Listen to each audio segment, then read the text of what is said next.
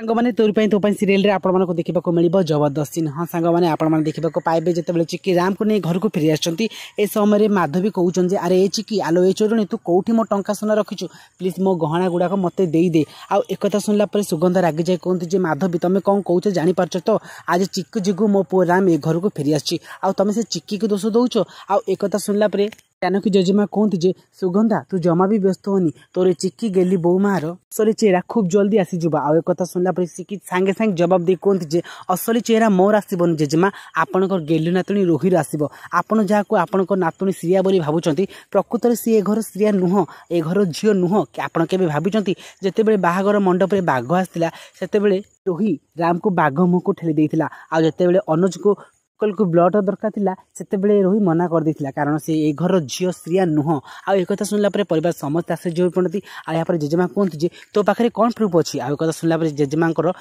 चिक्की कहू जे आपण मते 3 दिन समय देइथिले आउ से 3 दिन भीतर मु किछि प्रूफ भी पाइछि आउ ए घर असली जो श्रिया को ए घर को फेरी आनिछि आउ एमिति कोइ से झियो को ए घर को डाकन देते। फ्रेंड्स आपण मानको कोन लागुछि या को देखिला पर जेजेमा परिवार लोक कोन मानि नेबे जे प्रकृत रे ई रोही बोली श्रिया बोली जदि हाँ ताले हमको येस बोली कमेंट करंतु। आ या पछे चिक्कीर उद्देश्य कोन रहिछि जानिबा को चाहूतिले हम YouTube चैनल को सब्सक्राइब कर रखंतु। रहूछु नमस्कार।